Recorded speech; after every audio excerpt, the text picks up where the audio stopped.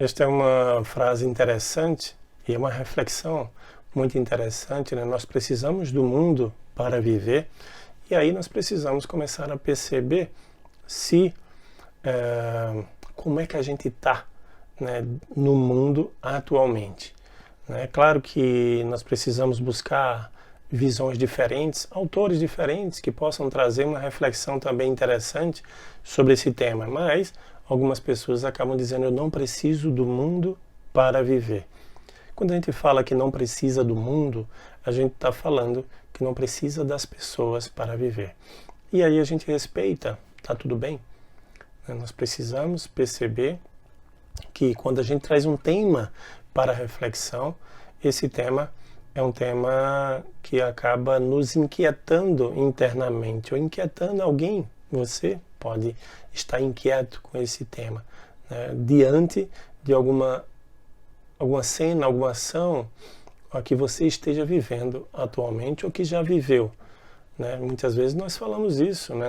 Nós não precisamos do outro para viver, nós não precisamos do mundo para nos constituir, mas na realidade, com todo respeito às pessoas que pensam dessa forma, mas é o mundo que vai nos constituindo, né? Desde o nosso nascimento, as pessoas foi nos dando resposta, nós fomos interagindo com o mundo, né? Interagindo com as pessoas, e essa interação fez com que a gente fosse constituindo a nossa personalidade.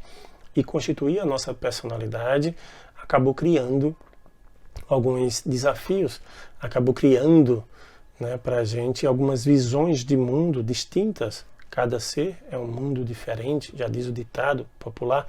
Então a gente foi criando a nossa visão de mundo. Para nós, determinadas situações acabam sendo mais fáceis de ultrapassar. Para outros, determinadas situações acaba sendo difícil de ultrapassar. Por que isso? Por conta dessa interação com o mundo. O mundo foi nos dando respostas e essas respostas foram absorvidas para a gente. A resposta é essa interação com o outro. Né? Nossos pais foram dando isso, nossos amigos, nossos colegas, né?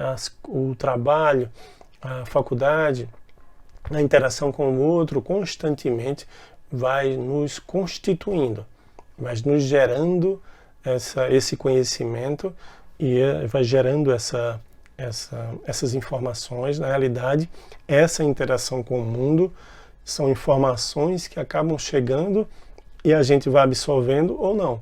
Tem coisas que acabam chegando para a gente não absorve, não está ali no momento propício para receber determinadas respostas da vida, determinadas informações, e a partir daí a gente segue o nosso rumo.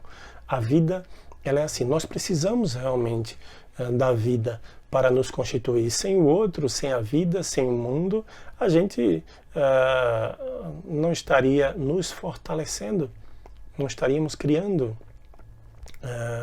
a fortaleza necessária, a imunidade necessária nessa interação. A gente precisa criar essa imunidade necessária para lidar com determinadas situações. Já perceberam que tem pessoas que, quando acontece alguma coisa negativa, alguma coisa desafiadora, ela acaba caindo, ela acaba ficando em uma tristeza profunda, quem sabe até chegando em uma depressão, enquanto outras pessoas acabam passando por o mesmo momento desafiador, o mesmo momento externo desafiador, mas o momento interno no qual a pessoa já se encontra já é um momento mais maduro e a pessoa acaba seguindo seu fluxo, seguindo seu caminho, então seguindo a vida. Então a mesma situação de perdas, por exemplo, para um pode ser ser recebida por uma pessoa de uma maneira e outra pessoa de outra maneira. Então essas são as fases da vida, essas são os desafios que a vida acaba nos proporcionando. Então tem dois aspectos interessantes para que a gente possa perceber. Um deles é o quanto de habilidades, o quanto de competências eu já adquiri para passar por determinadas situações. Se aconteceu um rompimento de uma relação, se aconteceu a perda de emprego, a perda de um ente querido, né? Dentre tantas coisas, é claro que a perda de um ente querido vai deixar uma tristeza profunda, vai deixar um vazio profundo, mas daí a gente cair, né? Daí a deixar a gente impossibilitado de seguir em frente diante dessa perda é uma coisa, enquanto que outras pessoas, apesar da tristeza profunda, ela continua trabalhando, ela continua seguindo em frente. Então, independente das perdas que existam, o importante é que a gente siga em frente, continue na estrada, continue em busca dos nossos objetivos. E muitas vezes esses objetivos não são externos, são objetivos interiores, são objetivos emocionais, sentimentais, de adquirir alguma coisa para gerar essa sensação realmente de utilidade, para gerar essa sensação de crescimento, para gerar essa sensação de poder olhar para dentro de si e perceber que nós estamos seguindo em frente, apesar das dores que acabaram acontecendo. Então nós precisamos perceber, um ponto é esse, ponto principal. Se nós estivermos já passado por determinadas situações, as coisas acabam ficando melhor, né? As coisas acabam ficando, os aspectos positivos são preponderantes diante das perdas, né? Mediante essas habilidades e essas competências que eu já adquiri. Já criei uma certa imunidade diante de determinados fatos da vida e a partir daí a gente segue em frente. Enquanto outras pessoas que acabaram não passando por determinadas situações, elas acabaram ou acabam, né, caindo, acabam ficando realmente tristes, melancólicas diante de uma perda, né, de uma perda que acabou acontecendo. Esse é um ponto. E um outro ponto importante é quando a pessoa não está no momento propício para receber determinadas respostas da vida. Vejam, a resposta da vida ela tem várias atividades na vida, várias ações que acabam nos proporcionando uma reflexão. A gente acaba absorvendo essas informações. Uma vez que é uma perda externa, isso é uma resposta da vida para com a gente. E a gente age ou reage diante disso, mediante, como eu falei, essa experiência que eu já tive e essa segunda coisa que seria o momento propício de receber isso. É tanto que muitas vezes quando há um momento de perda, as pessoas começam a preparar a pessoa para dar a notícia, as pessoas acabam preparando o ambiente. Então não é só esse ambiente, mas é o momento emocional o qual a pessoa está vivendo. O momento emocional, ele é de suma importância. E uma notícia boa também, a pessoa precisa estar num estado emocional interessante para que isso possa ser percebido. Notem que quando a gente lê um livro, a gente pega ler um livro inteiro e daqui a 6 meses, 1 ano, a gente vai ler o livro novamente, a gente começa a reparar, começa a observar coisas que estavam ali que a gente não reparou anteriormente. Pode ser por uma falta de atenção, mas na maioria das vezes é o momento no qual você acabou lendo o livro. Observe que quando tem uma palestra, uma mensagem, quando as pessoas vão em busca de um conselho, em busca de um processo psicoterapêutico, por exemplo, e aí as pessoas acabam não se dando, né, aquela mensagem, aquela palestra, aquela resposta que o psicoterapeuta acabou trazendo, não fez muito sentido para a pessoa naquele momento. Mas observem que em outros momentos isso acaba fazendo sentido. Em outros momentos isso acaba, puxa, realmente, isso acaba reverberando dentro da gente. Então tem um momento, nós precisamos preparar um ambiente, e preparar um ambiente é sair muitas vezes mentalmente dessa correria, dessa busca exterior por alcançar algumas coisas que às vezes são desnecessárias e a gente acaba realmente encobrindo um aspecto positivo que poderia ser absorvido por nós, né, diante de determinadas situações.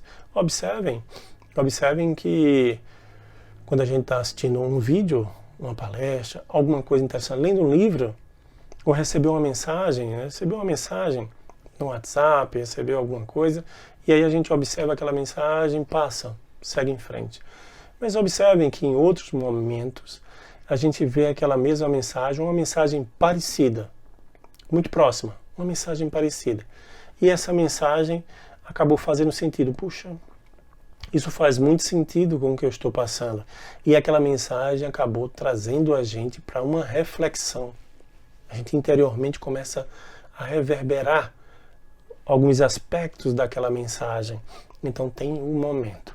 Preparemos o ambiente. Você precisa preparar um ambiente. Nessa busca exterior, né, por alcançar alguma coisa, né, muitas vezes não está sendo salutar, muitas vezes não está sendo algo interessante, muitas vezes não está sendo algo bom para você. Por isso que se faz necessário nós pararmos um pouco, né, como diz algumas frases, né, para o mundo que eu quero descer. Na realidade, pare a mente que eu quero perceber o mundo que existe ao meu redor. E muitas vezes nós não conseguimos alcançar porque a gente está realmente como se fosse de olhos fechados. Por isso nós precisamos ter um controle melhor sobre os nossas ações mediante o que os nossos pensamentos estão trazendo. Comece a observar seus pensamentos, comece a observar o que é que está ruminando, o que é que está doendo, o que é que está trazendo de coisas negativas ou de coisas positivas. Nós temos muitas coisas positivas, só que esse foco maior nas coisas negativas acaba atrapalhando nossa visão de mundo. Então nós precisamos parar para começar a observar a vida que existe ao nosso redor. São nesses detalhes que a gente começa a perceber que o que importa está próximo da gente. O que importa na vida talvez sejam coisas simples, talvez no fim a gente todos nós iremos observar que o que importava, o que sempre importou, estava ali próximo e a gente nunca deu a devida atenção, nunca olhou, né, como a gente gostaria de olhar. Observem que muitas vezes, em diversas pesquisas, eu tenho percebido isso, diversas pesquisas com pessoas que estão na velhice ou até pessoas em leito de morte. Já vi pesquisas feitas no âmbito da oncologia, né, onde as pessoas eram questionadas sobre se pudesse viver mais um pouco, né, se arrependeria de alguma coisa, o que é que faria novamente. E as respostas sempre são quase parecidas, quase idênticas, né? Resumindo, eu voltaria, eu continuaria, ou se eu tivesse uma nova oportunidade, eu dava um olhar mais especial para as pessoas que me cercam, os meus parentes, minha esposa, meu esposo, meus filhos, ou meus amigos, ou dava uma vazão aos meus desejos e aos meus anseios, os quais eu acabei escondendo. Então, muitas vezes, nós ficamos parados, nós ficamos, muitas vezes, escondidos numa prisão que só a gente tem a chave. Muitas vezes nós criamos prisões ilusórias, imaginárias, que fazem com que alguns aspectos da gente não exerçam o seu papel por vergonha, ou alguns aspectos da gente não exerçam o seu papel com medo. A vergonha, o medo acaba fazendo com que a gente fique estagnado, parado. E essa paralisação impede com que a gente siga em frente, acaba impedindo, né, da gente prosperar no sentido de alcançar mais habilidades, prosperar no sentido de aprender mais, porque nós só iremos aprender se nós nos entregarmos. Mas nós temos uma grande dificuldade de nos entregarmos à vida, nós ficamos realmente receosos e esse receio, esse medo, ele nos paralisa. E tirar esse medo, esse receio, essa vergonha, para que a gente possa exercer o nosso verdadeiro eu, é o nosso desafio.